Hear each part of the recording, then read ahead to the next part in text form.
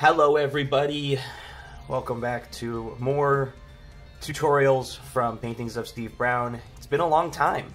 It's been a long time, everybody. I haven't made one of these videos in a bit. But let's talk about our next subject, which is something that I'm definitely working on and struggling with, which is cleanliness. You want your cards to look clean and nice and good looking. So we're gonna get into this necromancy and at least prep it on video so you see how to get this nice and clean. Now, the thumbnail of this video will be the necromancy already painted. This one, which really sucks, is shifted. It's off-centered. If you see the black on this right side is like 70% and the left side's like 30% instead of 50-50. So that's going to make it look a little weird, but we are going to tape off a nice big rectangle on that necromancy. My tape dispenser is a swan, and we are going to take out a nice length of tape. We are going to try to square off this top corner here. So we're going to try to make this like a right angle, you know what I mean? So when you look at it, it's going to be pretty much a 90 degree angle on both sides. Only one side needs to be like that. And then you press it very carefully to match up with one of your corners. Boom. Matched up. Press it down nice.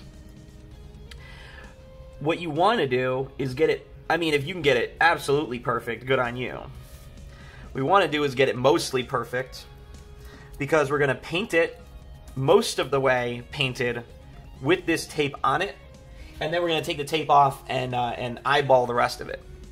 But the way that I do a necromancy, instead of like doing a lot of the, well, okay, so the reason I'm doing this for this card, sometimes I don't tape off the ones I do for the old frames, but I'm taping off the necromancy because to paint this swirl that's going on in the art, I just want to be able to just paint the hell out of it. I don't want to think of where my frame is. I want to get this green and this yellow fully painted and get this whole base of this straw and olive color done. And then once I did the straw and olive color, and there's like some black and some red in there, once I get all that done, like the base looks really good, then I'm going to go back, I'm going to take off the tape, and we're going to go back and make sure that, oh my god, I'm not getting this little right angle, let's get this on camera, that the art looks really good, but the placement of the art is what we are focusing on right now. Oh my god, this thing's so off-centered. Oh, I hate you. What sucks about working with Magic cards is that you will get, you know, you're not going to get a perfect canvas every time.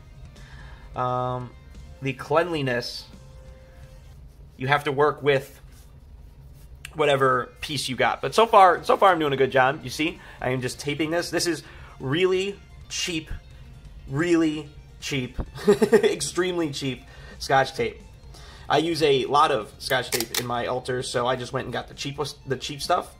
And I actually like this way better than the super expensive stuff because it's not incredibly sticky. I mean, it's definitely sticky enough, but it's not something that you are going to have to struggle to take off, and therefore, just like painter's tape, it's not going to take off a bunch of paint with it because the adhesive is not overbearing. Boom. So cleanliness is the subject.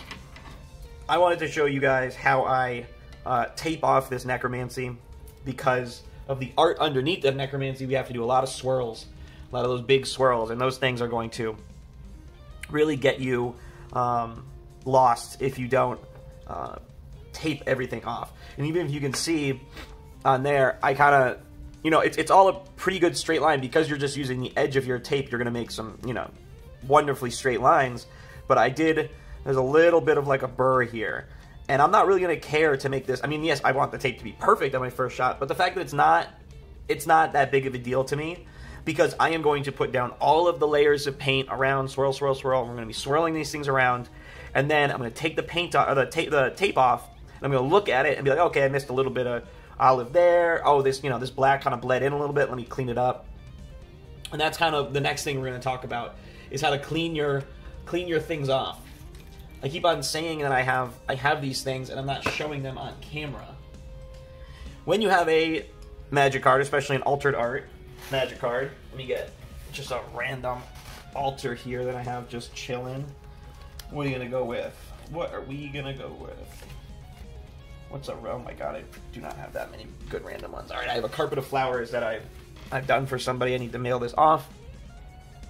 This carpet of flowers, you see how, like, if the paint kind of bleeds in somewhere, to take off the paint that has gotten onto the piece of the art that you don't want there to be paint, I have 3 things that I use to take those things off. All of these you have to use water with. So I have a, oh, what size is this? A 2 paintbrush. This is kind of like an old paintbrush. I really didn't like it. Like, I kind of got like a value pack. You know, you get like 4 or 5 or, you know, 10 paintbrushes at the same time from the same company. And this one, this one was probably the worst one. Their 2 was just horrible. So I took it and I just cut the top. I just cut it with my little scissors, right? You cut it down, you could see how short and stubby that is. You cut it down to this short, stubby brush. And that's really good. You put a little bit of pressure on it, and while this is soaked in water, you brush it off on your paper towel just a little bit, or on your mat just a little bit, and then you can wash away all of the loose, not dried paint. And you just take it and you just do, I mean, pretty much when I'm done with a painting, I kind of go over all the parts of the art that I want to make sure there's not a minuscule piece of paint that maybe my eyes can't pick up, or maybe I've been looking at the card for too long. I'm not even realizing that's a piece of paint instead of the original art where I don't want paint, like, in the middle. So you just go at it, and you just want to do a light amount of water, but you're going to get water onto that. So you're going to take, I used a Viva paper towel brand, like the cloth stuff, and you wipe it real nice off like that. Because these things are made out of this, like, waxy cardboard, water does not stay on there, and water does not damage it if you don't leave the water on for more than, you know, you want to get the water off as soon as possible, but work the water around to get all your paint off for, you know, 20 seconds, 30 seconds, as long as you need, but make sure to wipe it all away when you're done wiping that stuff off. I also have another one. This is another 2. Is this the same thing? But it was, like, thinner. And so, if you can see this, I kind of, like, made it this chisel point. This is for the same purpose of getting in and just, like, wiping the shit out of your card. And then I have a big pack of just your basic bamboo toothpicks. They have a nice sharp point, but not a full sharp point. So it's not like a cocktail toothpick. It's just your regular run-of-the-mill, you put it in your mouth toothpick. With these, you dip it in your water, and then you want to hold, giving yourself about 1 inch of toothpick, and you want to very firmly, but not while digging in. You definitely don't want to dig in, obviously, and you're just going to scrape the paint, not the card, away to where you need to go. So if the paint is in a place you don't want it to be, you scrape that thing, you scrape that away with your toothpick. Your toothpick is going to be your main weapon. Make sure to get your toothpick wet. And those are the ways that you can keep your things clean. Make your art not have a bunch of paint all over it. Make your art, make your cards have a clean, defined look. No one's perfect at it. I have seen, I mean, I look up to MIB. MIB is my favorite ultraist.